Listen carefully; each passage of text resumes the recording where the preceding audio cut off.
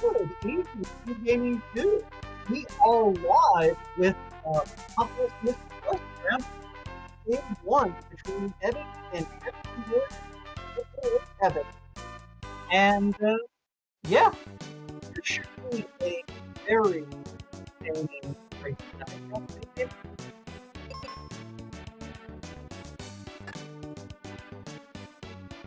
Okay, I'm going to take your silence as agreement. Anyway, my name is Woat, and joining in the booth tonight, as I just mentioned, we have Demon RHK.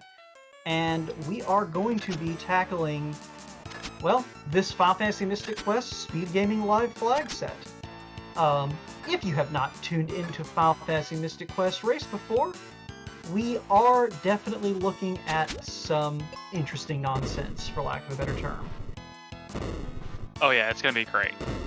Ah, there you are! I was about to let you know I couldn't hear you just in case you were talking. Apologies. Good evening, everybody. Yeah, I hope you're ready for some good insanity. It's been these have been very fun flags to run, and it's a great introduction if you've not seen Mystic Quest Randomizer before. Get ready for a trip. Yeah, we've already had to hot fix the randomizer once this tournament in order to fix a possible logic situation that no one wanted to have happen a second time. So who knows? We may witness something else that forces Wildham to update the randomizer again mid-tournament.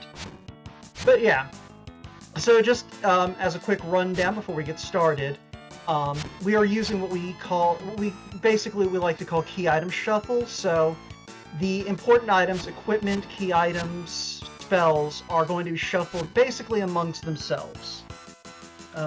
There are a lot of minor item chests, the brown chests that you'll see on screen, that are not included in the shuffle, but are randomized amongst themselves. They contain consumables. You're probably not going to see very many of those opened. And yeah, enemy placement is randomized. We've thinned out the herd tremendously. We've adjusted a couple of dungeons to be slightly less vexing. But otherwise, if you've played Mystic Quest before, you're going to see a lot that looks familiar. Demon, you're more of a runner in this, though, than I am, so, do you have any experience running against either of these guys? I've had a little bit of experience just in the qualifiers, not really much in a 1v1. They're both very good. They've definitely got some races under their belt, and I expect a really good, tight race, and I hope to see some interesting routing. That's the one thing with this randomizer. For such a vanilla game, it just adds up to such an interesting routing experience. Now, I think it helps that, like, there are certain kind of binary options when it comes to the logic, but, like, there are also routes around it. So, in logic, basically there are 4 coins in the game. 3 of them are used to unlock the other 3 areas of the map outside of the one you start in. The last one is used to get into the final dungeon. We'll get into go mode once the race gets underway. But by the logic of the randomizer, only those coins admit access to different parts of the world map. However, there are those little crests that you see there along the bottom of the tracker. Those can also allow you to jump between different parts of the world. And there are a couple other ways to do it that we'll get into if the stars align and they happen. But suffice it to say, I expect we're going to see a little bit of if the randomizer lets us see some divergence, I expect at least one of these guys is going to go out of logic if they have the opportunity. Yeah, there's not, unlike some other randomizers, this is one of the few Final Fantasy ones where you can truly go out of logic, and it's really interesting when that happens. There's very few and far between, but it's going to be interesting to see if either of our runners do take that gamble tonight, if it even comes up. Yeah. I mean, if nothing else, it's really fun when it happens, because then you sit there and are just like, wait, how are we supposed to get here normally? Because that's happened. We have had a seed in this tournament, one of the qualifiers, where commentary for the life of us could not figure out what logical access was, and we literally had to sit there and think about it.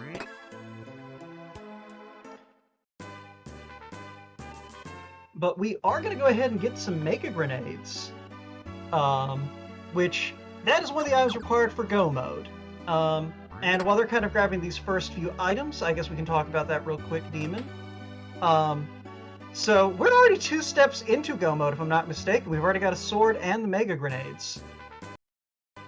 Yeah, absolutely. So Go mode is going to be a little bit complicated here. So you need any sword. We need the best of the bombs, the Mega Grenade for throwing ability. We need the best of the claws, the Dragon Claw for grapple ability.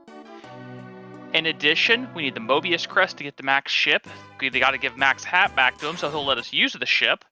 And we need our Thunder Rock to even get the ship off the ledge. In addition, we do need some access to get to the Windia area, either the Sun Coin or a combination of crests and coins to get us there.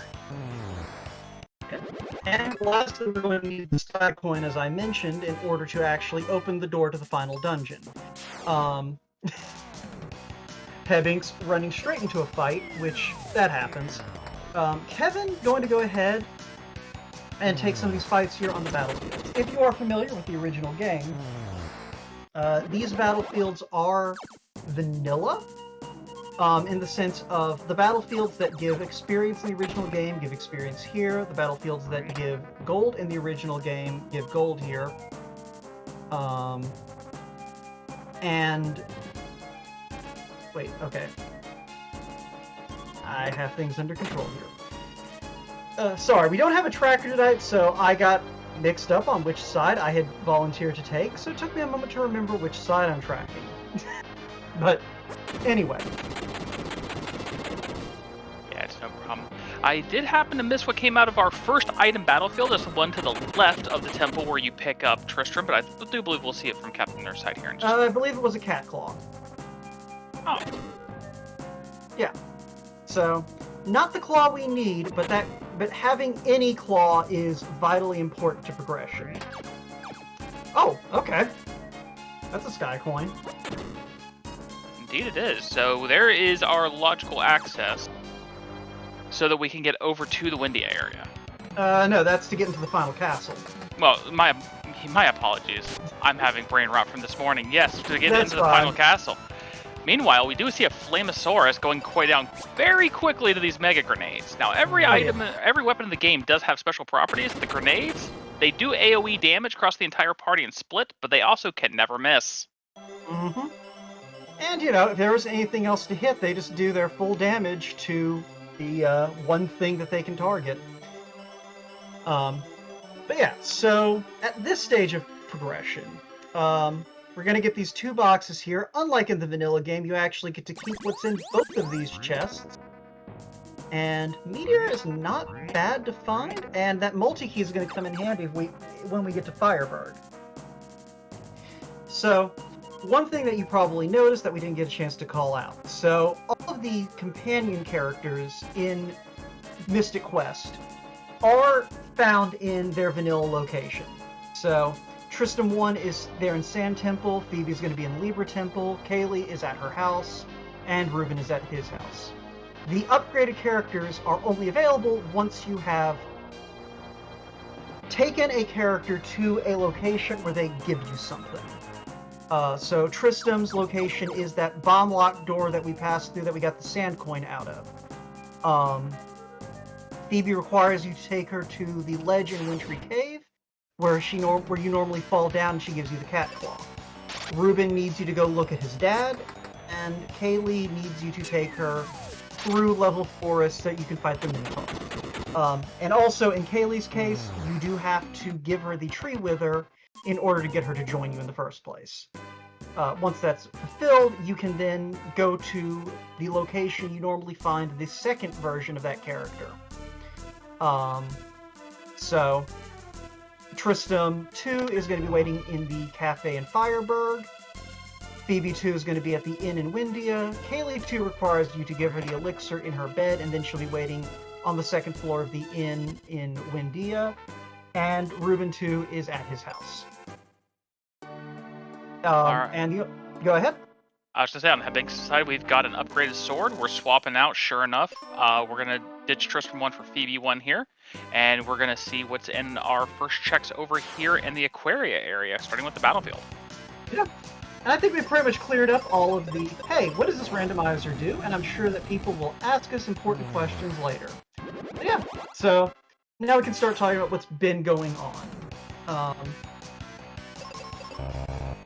Yeah, so far we had a pretty uneventful, but we did get a couple of good items out of our bone dungeon. Most importantly, we got one of our good go mode items.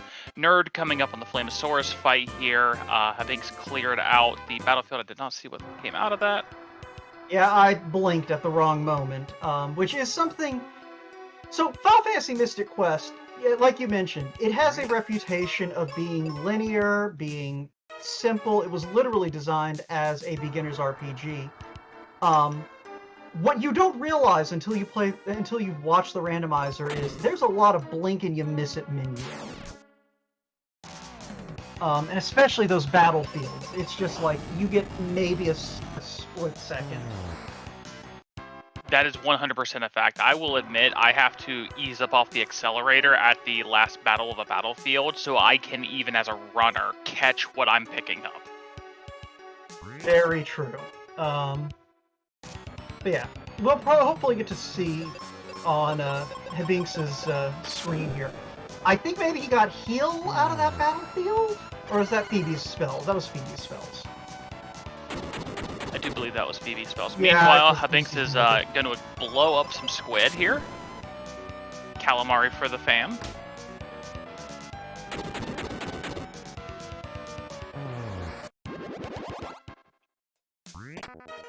Alright, so there's a cure spell on Hebinx's side. So, other than the items we need for Go Mode, one other thing with Mystic Quest Randomizer is you actually need to be capable of surviving the final dungeon.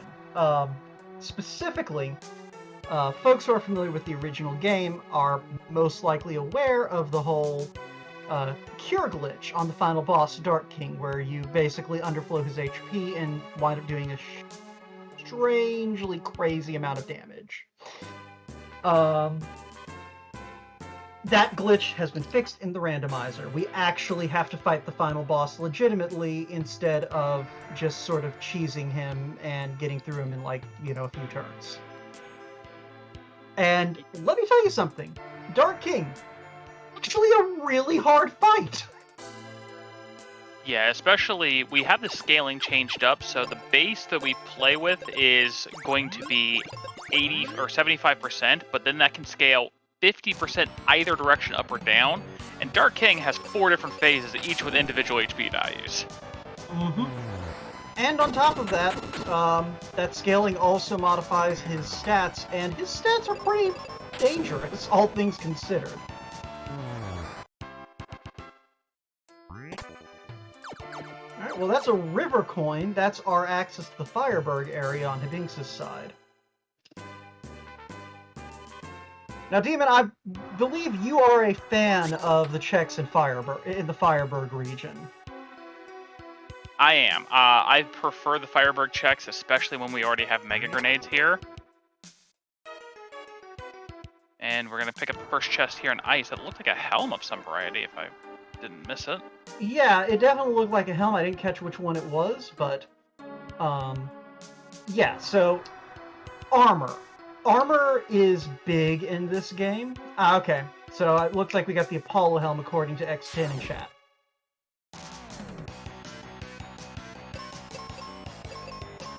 Yeah, armor is going to be highly important here. You're going to need, while it's not technically required, it's something that you're going to need. Like either of the last 2 helms giving you the fire resistance, and especially getting your petrification resistance, your confusion resistance, because you do not want both of your members to be susceptible to those gold webs in that final fight.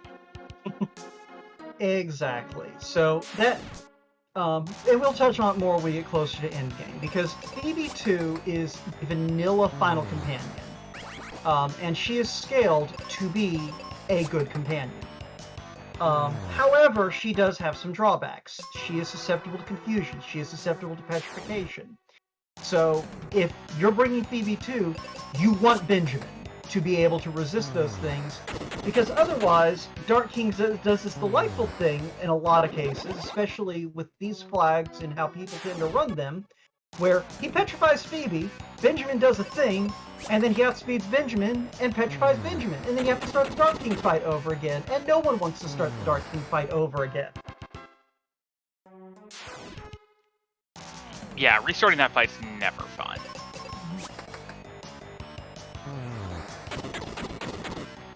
Oh, that was the Captain Cap! Yeah, alright, that's another one of our Go Mode items. A Captain's Cap is what we got out of the that area in Aquaria here. That is one of the things that I cannot emphasize enough is the key to the, okay, sorry, I need to step away for just a second. Demon, if you could take over for a moment. Oh, absolutely. Alright, so Hebinx is coming up here. We're going up to our last couple checks here in the Ice Pyramid as Nerd's going to come in here and grab their Cure spell from Phoebe. It's going to be interesting to see if Hebinx decides that if we're going to drop first and take the item, or if we're going to pick it up after the Ice Golem, which is usually the slightly faster and the more popular option here. Yeah, it really just comes down to, do you have exit? Which no one does. But no, sorry, I had someone come in and made a deal with it real quick. But no, I was going to say about the Captain's Cap. The thing about the Captain's Cap is, it is literally the second to last key item in the entire game, and basically only gates one check. So it can be anywhere. So it's important to find it early if you are these runners. Yeah, I can tell you from first-hand experience, just from earlier today, it's never the item you want to be looking for last, because to use another popular randomizer example, it's the Ice Rod of Mystic Quest. It can be pretty much everywhere. Yeah, the only item that's Ice Rodier is Sky Coin by exactly 2 boxes.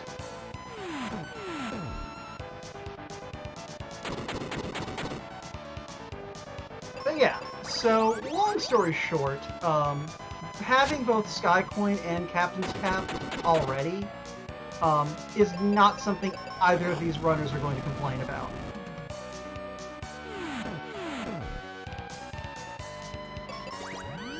Alright, Hebinx is coming up against an Ice Golem. Nerd's coming up against a Squid. Unfortunately learning that the Squid is resistant to the Earth element, which is actually what Meteor is.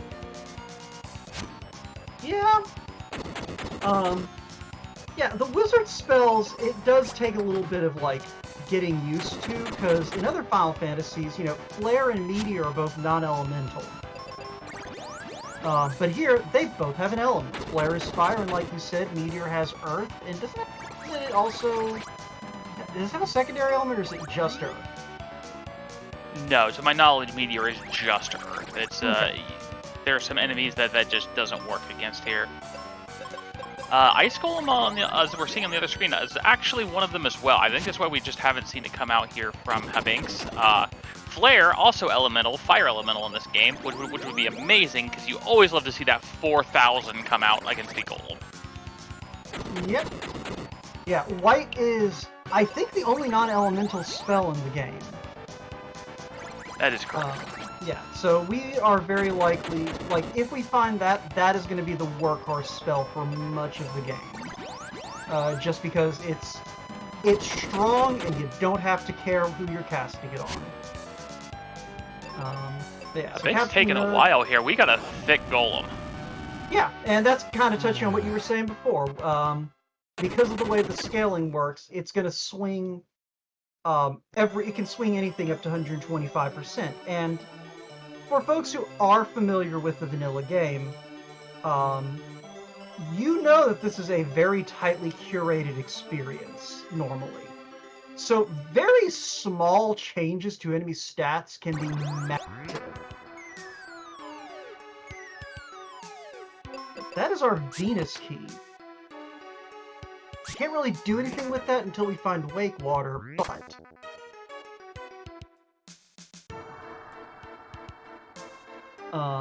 Also yeah, we'll need either the Wake Water to access one of the checks in the Focus Tower, and the other one, and also the other one until we get a Sun Coin and get to the Windia area, along with the Thunder Rock to access it from the backside. Yeah. Alright, so While Hebinx is making his way out, Captainnerd heading up to the Ice Pyramid. So Captainnerd has taken a bit of a more conservative approach to this. He's been doing a lot of these early battlefields to make sure his Benjamin is of a decent enough level. It's definitely an interesting routing choice. I know a lot of runners prefer to go sort of for a more aggressive, just let the companions carry you route and, level up Benjamin closer to the end. Yeah, sometimes taking those a little bit later fights get you a little bit more efficient levels, but you can never fault the early safety here. Hebinx is finally going to stop into Aquaria, find that steel shield in the shop, and snub his nose out of here. Probably hoping just to find one of those other shields later. Yeah, I mean, it's one of those things. All steel does is add a little bit of defense, but like Hebinx is very quickly going to be picking up Ruben too. Like he's gonna swap Phoebe out for Ruben, going to go save Ruben's dad, and then immediately go back to Firebird and swap Ruben for Tristan 2, and then Tristan 2 for Ruben 2. And Ruben 2 will carry you through a lot of troubles. Yeah, Ruben 2, probably one of my favorite companions, just because of his accessibility and the fact that he's somehow the second best offensive magic casting companion in the game. Yeah, I mean, it helps that he does come packaged with white, and like we said, white works against everything that doesn't have reflect, which makes him very handy, and he hits like a truck. His major downside is he has basically no resistances. And there's our wake water. So, Demon, you've got that Venus key. You just found the wake water. Is there any temptation to go back to Aquaria before you do these dungeons here in Firebird? Well, you might want to. I think personally I'd do at least the initial round of checks here in Firebird, just because hoping for exit, because then you can get Spencer out of the way too. Otherwise, that's such a slog down and out. Yeah, well, we do know where the Sun Coin is. The merchant here in Firebird sells it. So we do have the backdoor access to Spencer, so that takes a little incentive off of that Wakewater check. Yeah, also picking up that Aegis shield, so saving that 200 sounds like a winner when you can just go ahead and pick up the best shield from Ruben's dad's friend in Lockhouse. Yep. So, alright. But that actually does touch on a little bit of something interesting with this randomizer, because I'm seeing a little bit of chatter in chat about whether or not to grab Ruben 2. Aside from Tristan 2, all 3 of the companions, like tier 2 companions, have their advantages for taking them under certain circumstances. Because Kaylee 2 does come with petrification resistance. And, she's not great for damage output, but the fact that she can stay on her feet for a long time comes in really handy. Yeah, she's a little tanky, and she can play a decent role in the white mage department here, if you have a Benjamin that can reliably carry. Yeah. Phoebe 2, as we mentioned, disadvantaged in that she is more of a glass cannon in a lot of ways. Most of Dark King's attacks in phases 3 and 4 can in some way inhibit Phoebe 2's offense. So you're kind of pulling for him to target Benjamin, if anything.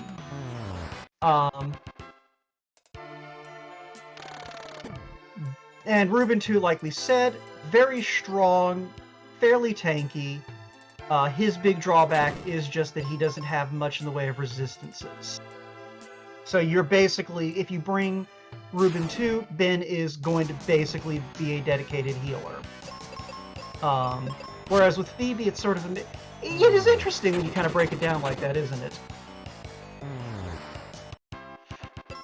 Yeah, it really is. Like, the biggest reason that you would... I mean, not only is Phoebe the companion you normally bring at the end of the game, but when you AoE or cure, everybody's getting full healed. That's the problem with Benjamin. Even if you're AoEing, you're not guaranteed to full cure everybody. So there's always that slight possibility that you could fall a hair behind on if you've got Mega Whites going on Dark King. Yep. But either way, right now we are working on getting that Reuben 2 on Hebinx's side, and it shouldn't take much longer. I think probably one more round with the kind of damage he's been putting out on this Jin fight. Jin's not quite in the phase 3 yet. He's probably got another round after this. Okay, now it's probably one round to death. Yeah. Meanwhile, Captainnerd does demonstrate what you were talking about. Ice Golem being resistant to earth damage from the Meteor. Still doing 600 damage with it, though, because Meteor hits like a truck regardless. Yeah, Meteor's still a good spell. I mean, even resisted, like you said, 600 damage. Normal on Meteor, you're rolling between about 12 and 14 if you got a Cat Claw on it here. We pull a strictly worse wizard spell out from Hebinx, but we did pull a Cupid Locket out of the first chest in mine, if I saw that correctly. You did, I believe, so... and we are going to have one more check back in Firebird. Reuben's dad, once we save him with the Mega Grenades, will be staying in bed, and we'll hand off something to help us in our quest. Or possibly not help us in our quest. There's a lot of downgrades out there now with the gear we have. Not that it matters, the randomizer will always use the best equipment you have. Even if you get, like, a downgraded weapon. As long as you swap off and back on, the randomizer will swap you back to the good weapon you have.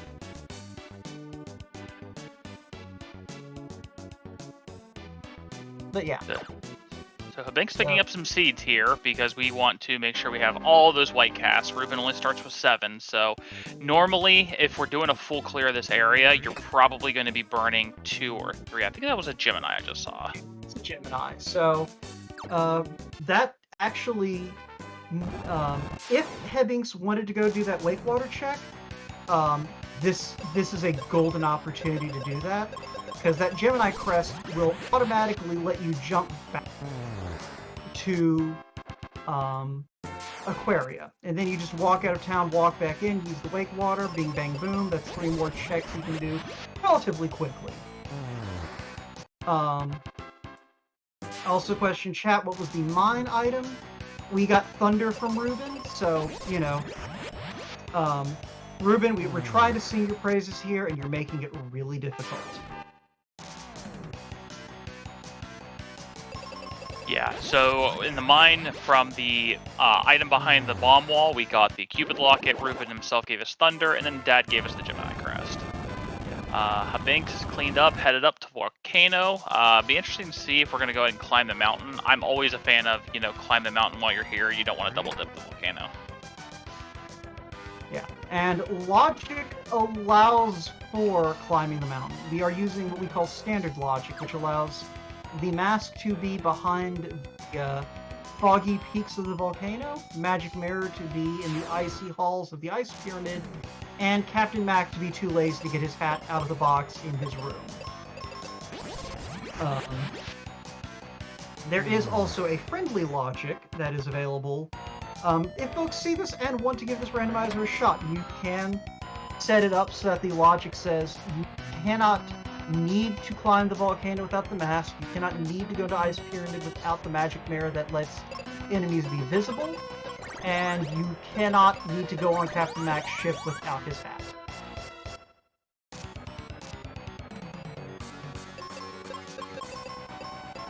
But that being said, Hebinx is going to go ahead and fight Medusa. There are several minor bosses in this game that you have to fight to get the key item normally found in their dungeon.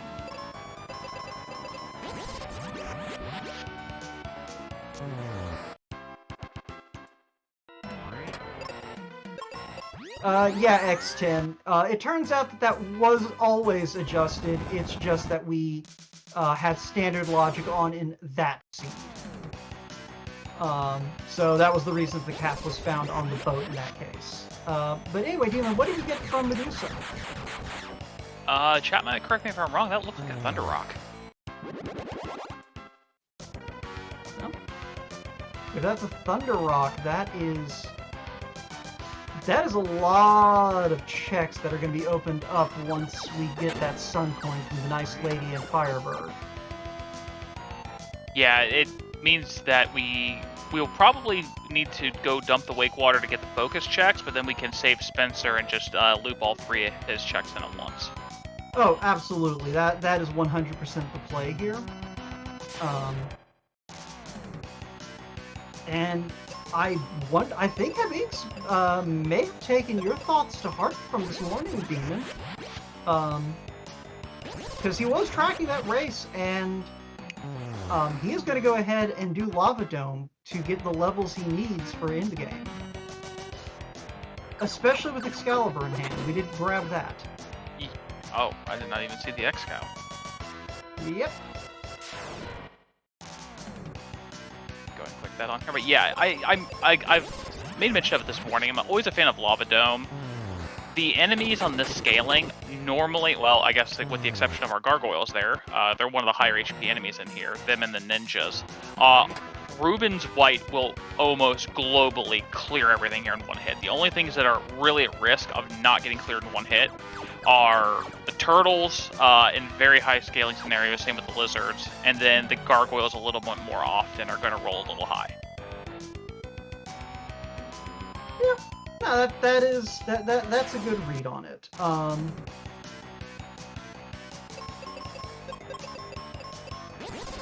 was I going to say? But yeah, so we'll see what Captainnerd opts to do here. Kevin could, once he has his hands on that Gemini crest, and I believe he did grab the Wake Water already. Yeah, it is a very controversial take to do that Lava Dome check. Just so it is clear, a lot of runners do not like Lava Dome. It is a long dungeon, and Hebinx opting to exit out after doing most of Lava Dome. Grabbing that Sun Coin, remembering he's got the Gemini crest. So, yeah, X10, the game remembers that you hit the switch, so you can just exit out and come back later if that is where your progression is. Yeah, it's not necessarily bad. I mean, it is a little bit of a long trek to go clear out the Wyvern for that one check here. I can't really fault him for it. It's if you're gonna dip out, that's the time. I mean, especially since you have exit. Yeah. So very interesting. Like I said, I'm curious to see if Kevin's even going to bother going up Volcano or Lava Dome when he can go ahead and chase the Wake Water. But we'll see. Hebinx does go ahead and find the Elixir. If we find the Tree Wither, that will let us immediately pick up Kaylee 2. And we find some bombs. And, okay. So the Elixir was the only thing worth falling the Wake Water for. Maybe.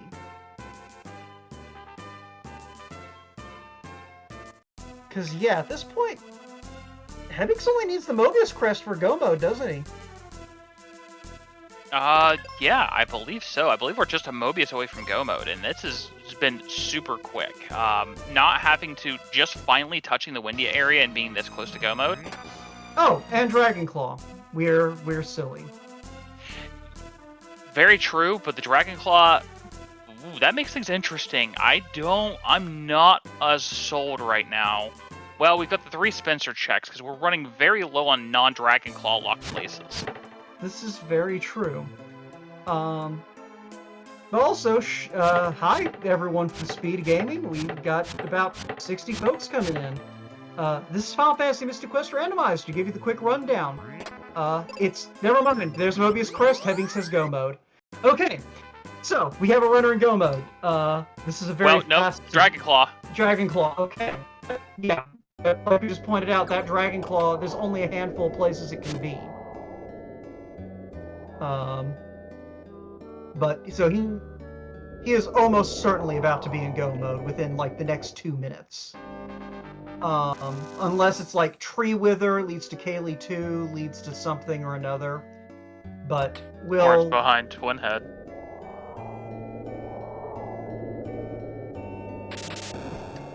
The only person who could conceivably want that right now is Kevin.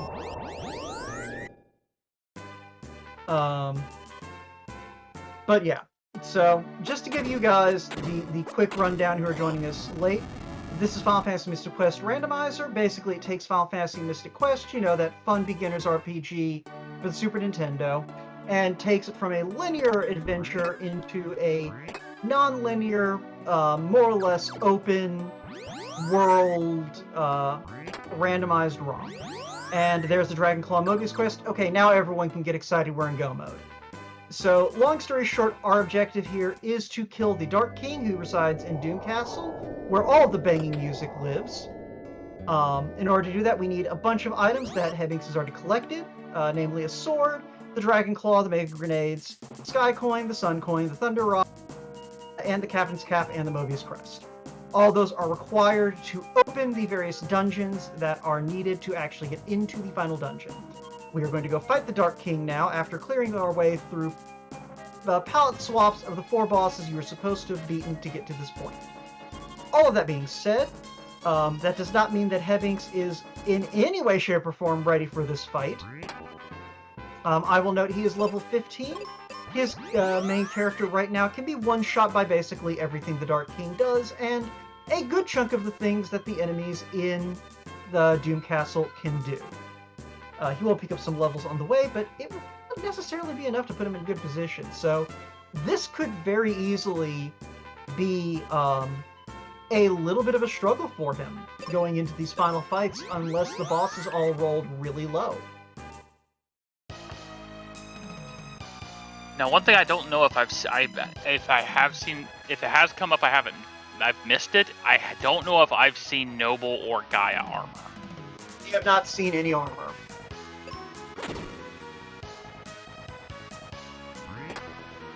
Oh, and Hebinx is bailed out by Gaia armor in the chest in Doom Castle. Yeah, that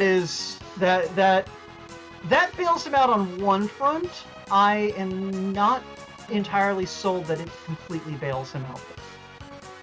I think Kevin did pick up the Sun Coin. Because here's the thing. Right now, with 600 HP, I literally don't think there's anything the Dark King can't kill Benjamin with in one shot. Mega White will kill in one shot. Mega Flare won't. With Fire Protection will do about 480. Okay. But yeah, counting on the Dark King to not murder you in every way he can is not a position anyone wants to be in. So yeah, that kind of gets back to sort of what to expect out of this endgame. So, first of all, again, if you're getting here a little bit late, this randomizer fixes the infamous Cure glitch, where you can cast Cure and do a stupid amount of damage to the Dark King. That glitch does not exist in the randomizer. You have to legitimately fight Dark King, and Dark King gets scaled like anything else in this game. So we may get a nice Dark King who rolled down, which is what Hebinx really, really wants. Or you can get an incredibly rude Dark King that rolls up.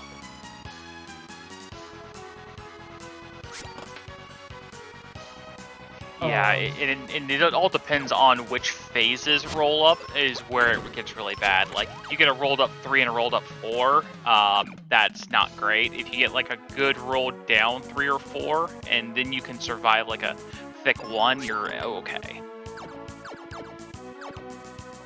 Yeah. So the situation for Hebinx, the main reason I'm concerned about his level is, with levels comes 2 important qualities: health and speed.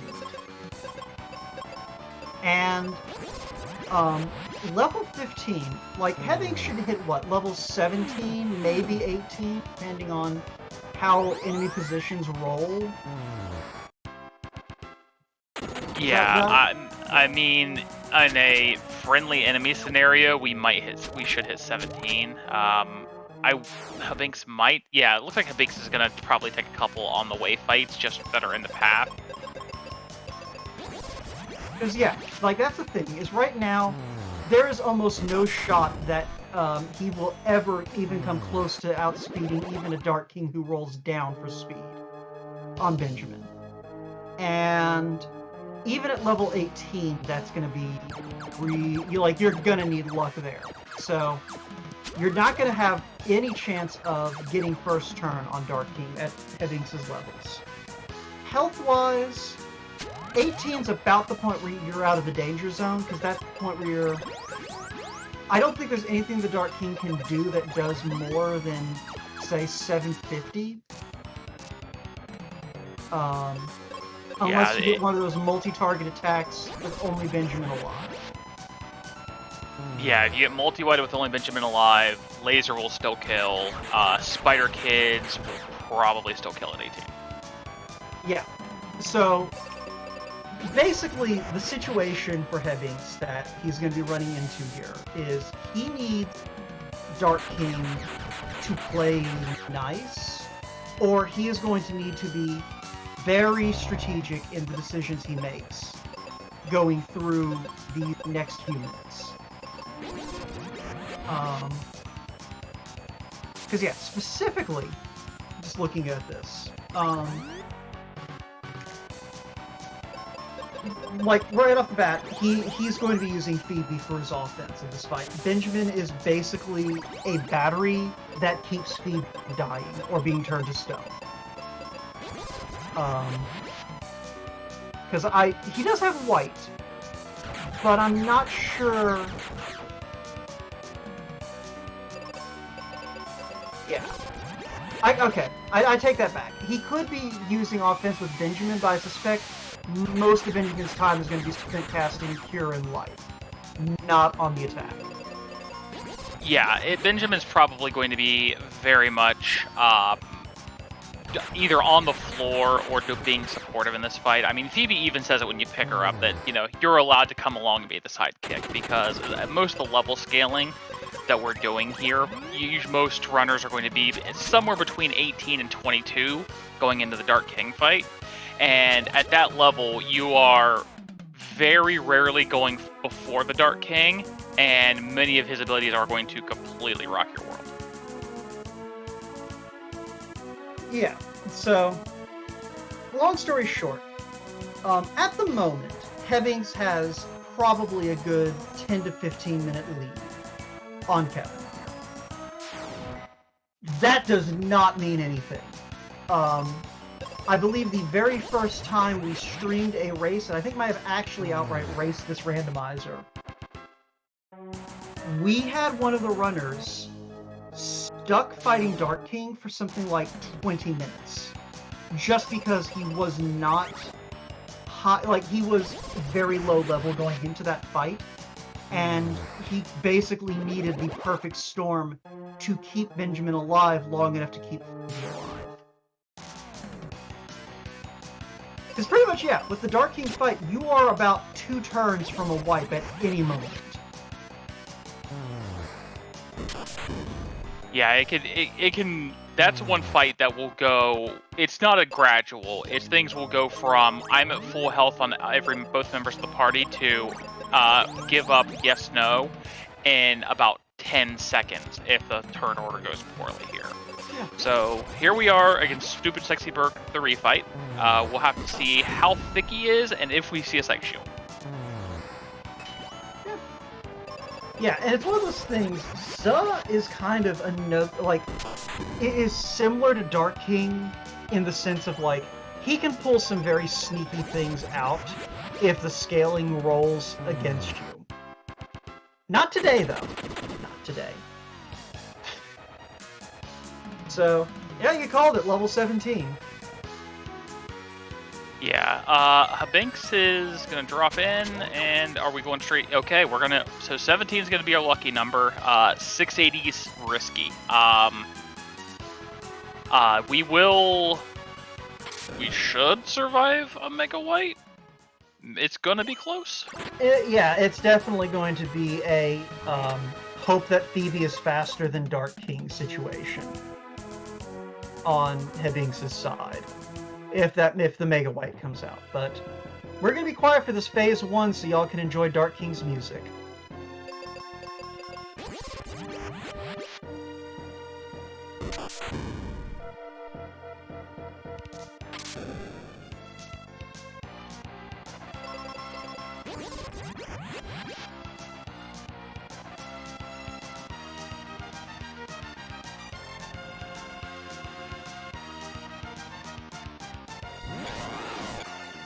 Alright, now we're in Phase 2.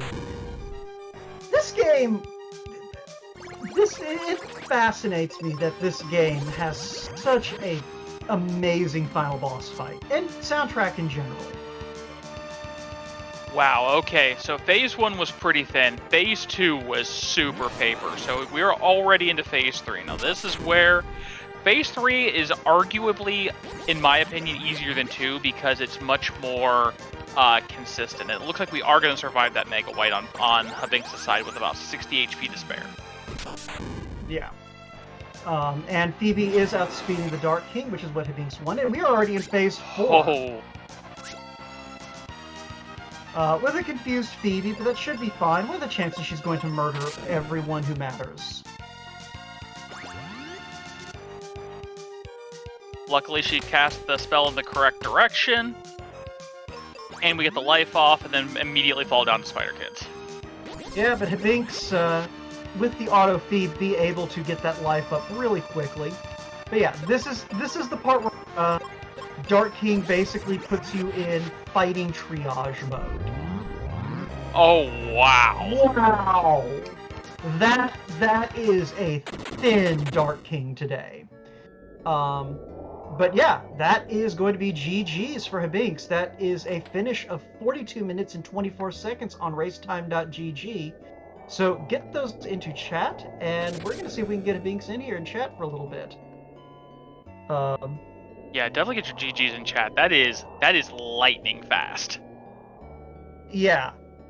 Dark King can also roll down, and now I feel silly for how much we were hyping up the Dark King fight. Hello, hello. Either way, Hebinx, GG. Hey. Oh, man.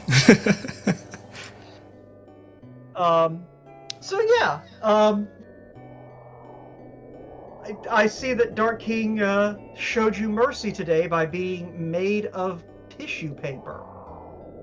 Yeah, no, I saw the level 17 and I was like, you know what? I've done worse. We'll take that gamble.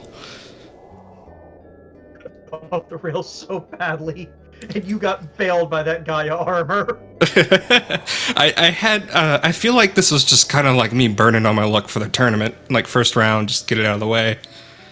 The rest is going to be downhill from here. Yeah, no, that was about as fast a seed as you could have wanted.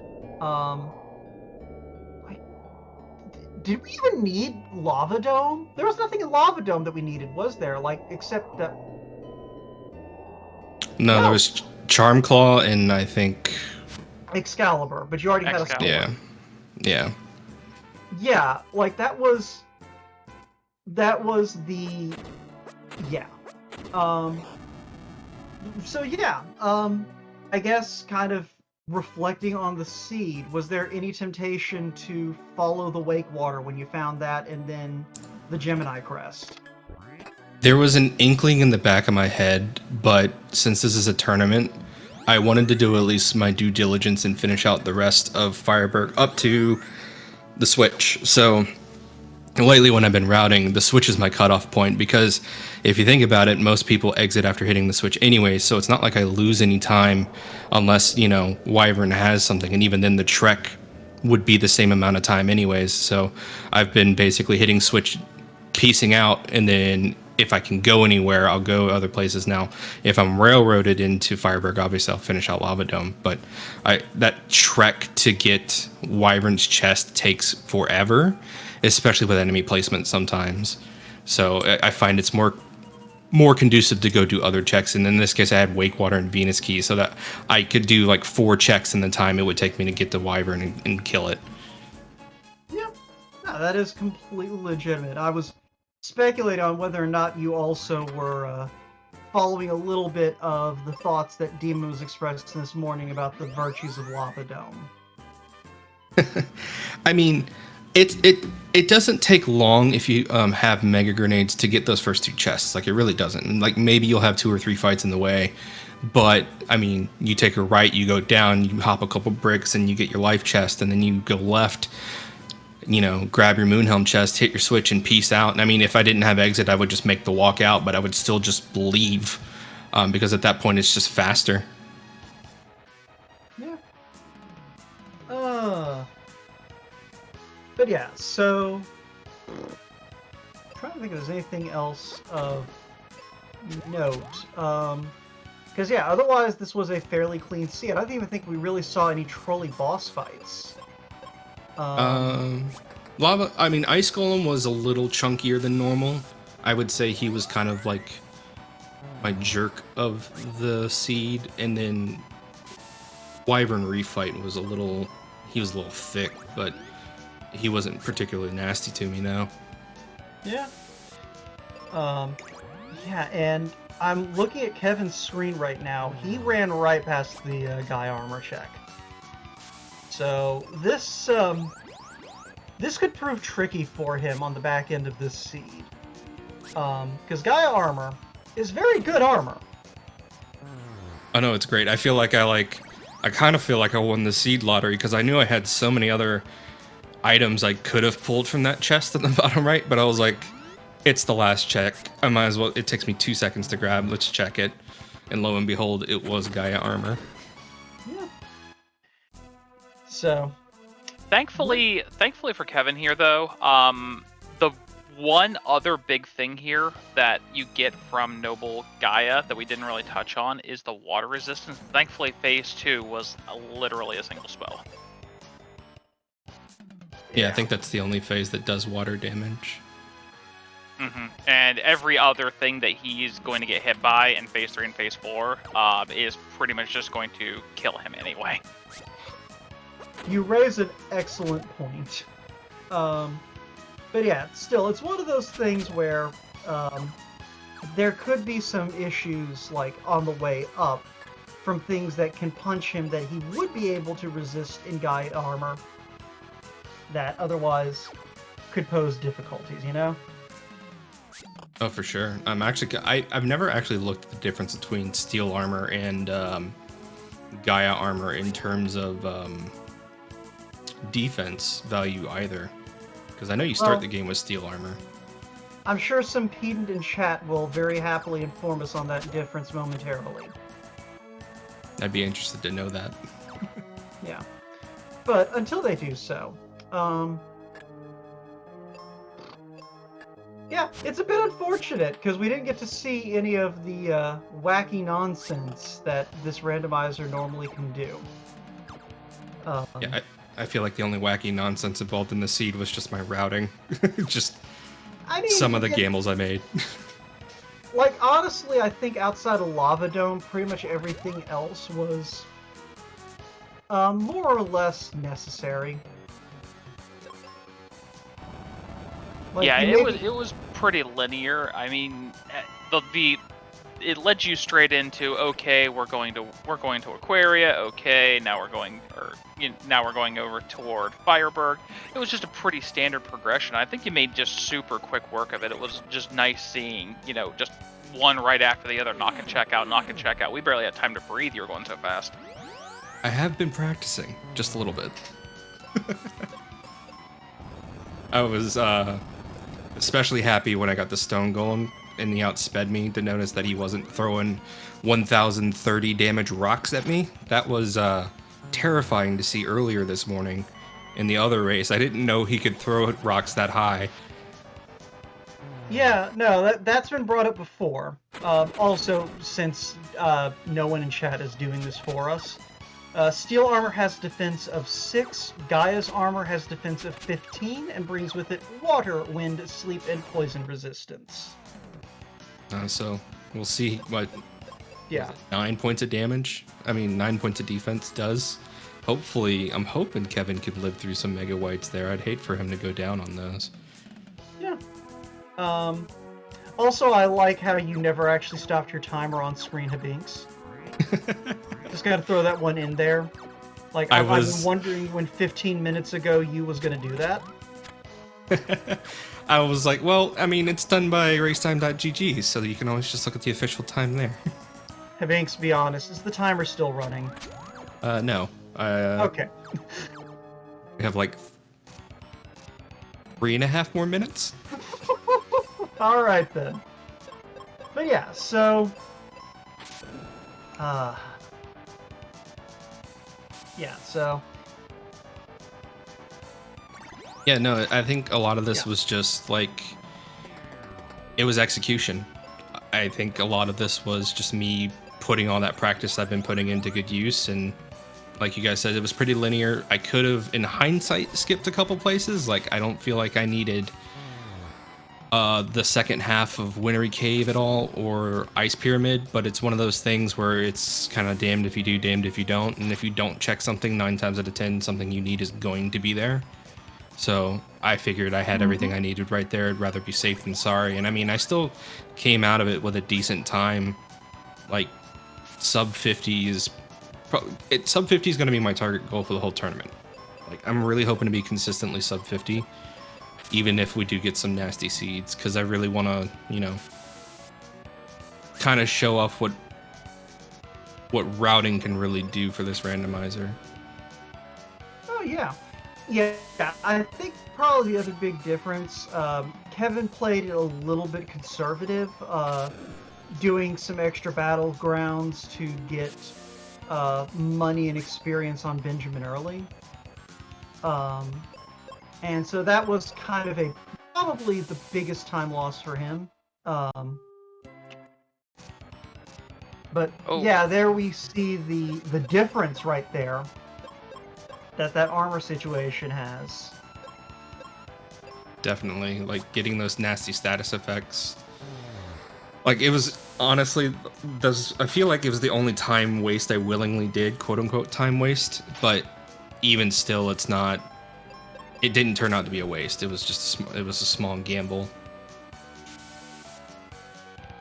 Yeah, even some of the more unfortunate checks like Ice Pyramid, once again, not paying out any key items that we needed for progression. Still managed to give you, you know, the Apollo, which gives you a bunch of your resistances, a bunch of extra armor, so you're in a lot better position overall. Yeah, I don't even think I saw Moon Helmet this seed, now that I think about it. And now, I didn't check, like, I think we skipped like 20 chests or something like that. I got really lucky with my key routing, but let's see. We didn't do any of Pazuzu's Tower. We didn't do Mount Gale, Giant Tree. I think there's only about 6 checks outstanding. Pazuzu, Gale, Tree, Twin Head. Kaylee 2. Kaylee 1 too, as well, I think. Yeah, Kaylee 1 and 2. Yeah, so, yeah, about 8-10 checks, somewhere in that neighborhood. So. I'm not gonna lie, I kind of like fist pumped to myself with a yes as soon as I pulled the Dragon Claw out of the Mobius chest, because I'll be honest, I forgot I didn't have the Dragon Claw. We actually did too. Well, the problem is the Charm Claw, like, when you're just kind of glancing, you never have the Charm Claw, so it's like, well, that's a claw that's not the Cat Claw, that must be the Dragon Claw. Like, it is very rare to actually get the claws in order outside of progressive flags. I'd have looked like a right fool if that wasn't the Dragon Claw, and I'd have just tried to beeline it to Doom Tower, just to not be able to get to the Skullosaurus Rex fight. Oh, there's no way we would have laughed if you would have threw that mega grenade, switched, and then threw the claw, and then just proceeded to walk and fall all the way back down to the bottom of the quicksand. We would have never said anything. Nope. I'm sure. Demon is full of lies. I 100% would have laughed, and that would have been the first thing I brought up when you got in here. Oh, I would have laughed at myself. You kidding me? But yeah. Oh, hey, you finally stopped the timer 15 minutes ago. Yeah, you know. Well, more like 16 minutes ago, but anyway. So yeah, this fight is showing off what that Gaia armor was doing for you. Like just watching over here, Twinhead is throwing out a lot of very rude things that Gaia armor would have helped against on Kevin's side. Because I think the wind element protection also protects you from thunder damage as well, because that's how the game's kind of coded, is like, I think who was it told me? It was Giga. I think he said that the game basically calculates thunder damage as water plus wind, and as long as you have resistance to like both, it's like, okay, you now have resistance to thunder damage. That would make sense. No, but I think he's actually, he's just taking straight damage from the lightning attacks here. But thankfully, the lightning attacks is one of Twinhead Refight's weakest. Only in this case, even with no armor, only doing less than 200 to bend. Yeah, like that's the thing is, everything else I've been throwing out has been hitting for like 200 to 300 on Benjamin. So it is definitely the ideal for Captainnerd to either, if Twinhead's going to hit Ben to get that electric attack, but we are through the Twinhead fight. Seeds? I'm positive he picked up some seeds previously. I just noticed he hadn't been using any spells, and he went conservative on that last hit. I'm wondering. I mean, it's one of those things, it's easy to get into that sort of like, I'd rather have the consistency than test out what's going to work and not work. I do believe he did pick up that white out of the battlefield south of mine, though. Y'all didn't see Flare this seed, did you? Oh, no, I was using Flare the whole time. I got Flare. Where did I get Flare? I think it was a Bone Dungeon, wasn't it? Like one of the first chests in Bone Dungeon? No, that was Meteor. I remember getting that one super early. Rocks. Flare I got from Spencer. Okay. Oh, yeah. The man just straight up handed me Flare and said, go, do it. And I was like, okay. Alright, then yeah, yeah, I think it's a sort of one of those things, like, it's easy to fall into the casual RPG trap of, well, I have to conserve my spells. But, you know, it's not a negative thing.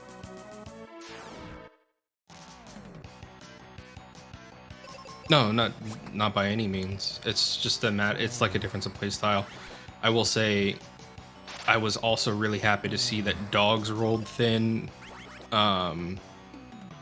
Same with the Dualahan reskins Thanatos. They rolled thin. I think the only enemy that didn't roll thin was the Chimera refights, and they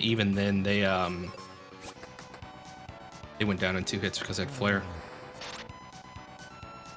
Okay, well, we're straight into Za here. No I don't know if we just didn't pick up the seeds, or we're just going to man mode it with weapons here. Thankfully, oh, Doom Dance hit. Yeah. That's nasty.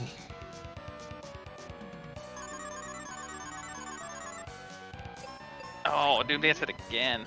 This is that's the worse than anything the Dark King can throw out is Doom Dance, straight up. I mean, it's one of those things. Yeah, the Dark King doesn't throw out Doom Dance, but Doom Dance at least has a chance of missing. Yeah, no, Dark King will just smack you with those fat crits out of nowhere on a flare or something. You're like, why? Oh, I don't want to talk what about did I do to deserve this? Yeah. I think phase 2's got to be the most terrifying phase for me, just because of how wild it is, and also just how high he crits sometimes in that phase. I still tend to get more nervous in phases 3 and 4 because that's the point where you are suddenly locked in, like, 4-round loops where you are just trying to pick Phoebe up and not die. If he decides today I'm just going to keep throwing out golden webs. True. I think golden webs and lasers are like webs, laser, and spider kids are like his 3 fastest attacks. And sometimes he'll just raw outspeed Phoebe with them. It's bad. Oh yeah. Yeah, I think specifically it's like Spider Kids is almost always going to outspeed Phoebe, if I'm not mistaken. But Captainnerd is through the whatchamacallit, the fight, and we are going to see how he handles Dark King. Now, we have been talking a lot about his defensive drawbacks by not getting that Gaia armor, but this is still a very fragile Dark King. He may be able to just go on the all-out offensive and push through it. Yeah, now we got seeds, and oh, well, here we go.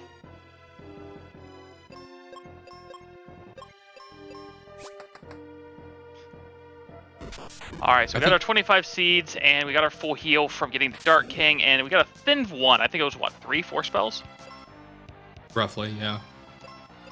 Yeah, it was, I think, hold on, I can scroll back up in chat. I think it was WindFox470 called out that was a 7-spell Dark King.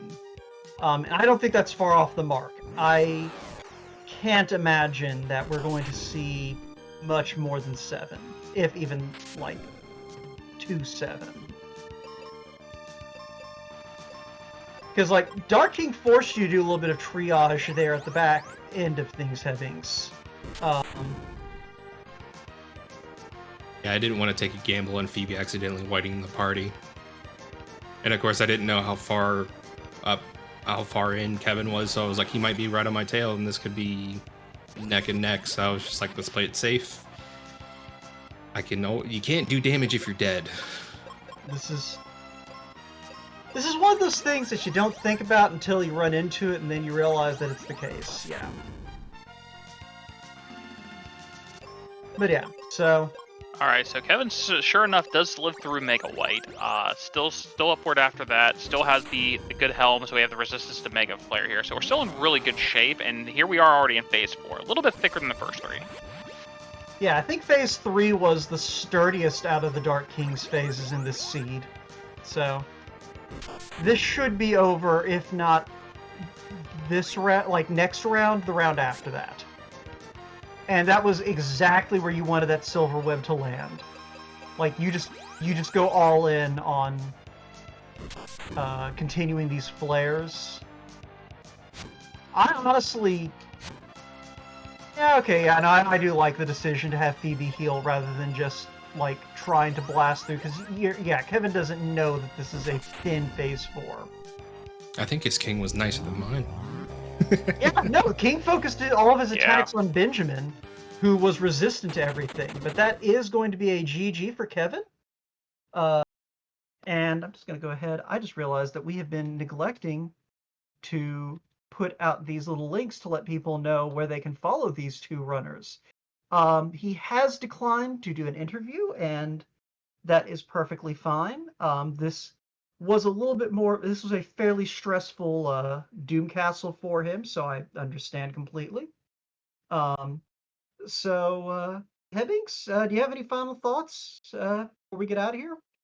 I'm just hoping round 2 and potentially round 3 go as nice for me, and I hope to keep it consistent and make some smart plays for the rest of the tournament. Yeah. Have y'all scheduled when round 2 is going to be yet, or are we still waiting in the wings for that? We are waiting in the wings. Kevin wanted to make sure that we could get through round 1 and then wanted to schedule afterwards. So as soon as we get that up, we'll go ahead and get it on the schedule. All right. If you want to find out when that is and when all of our other races for this tournament are, If you go over to ffmqrando.net, I haven't name dropped it this time. Things happened way too quickly. That is where you'll find this randomizer as well as a link to our community Discord. And in addition, hi, folks from the bottom tier. We're just about to wrap up this race. But yeah, in addition, like I said, make sure to follow these runners. Their Twitch handles are exactly what you see on screen. And hey, Demon RHK, awesome commentary buddy. Go ahead and throw him a follow as well. But yeah, Demon, do you have anything else you want to add? Just wanted to say thanks everybody for tuning in. Hebinx, GG's once again. You, Captainnerd, thank you both very much for agreeing to be on here and putting on a great show for everybody. Check us out at the randomizer. It's a new randomizer here that we've got for y'all, and it's fun. It's easy to get into. We're very welcoming. We don't bite, at least hard. Come check us out and just have fun with us. That's why we're all here. Yeah. And if you want some more Final Fantasy Mystic Quest Randomizer, keep your browser parked on this channel. In about 2 hours, we are going to have another SpeedGaming Live tournament race going. RPG Chick versus S Diesel. And that should be a really fun matchup as well. So if that sounds to your liking, stick around or come back. It doesn't matter. We'll be here either way. Well, I won't, but Hebinx will. Yep, I'll be excited to commentate that one. It's going to be a good round one. Yeah. With all that being said, I believe that we'll go ahead and back out of here. Let Speed Gaming have a little extra bandwidth for a while, and we'll catch everyone on the flip side. So have a good night, everyone. Take care.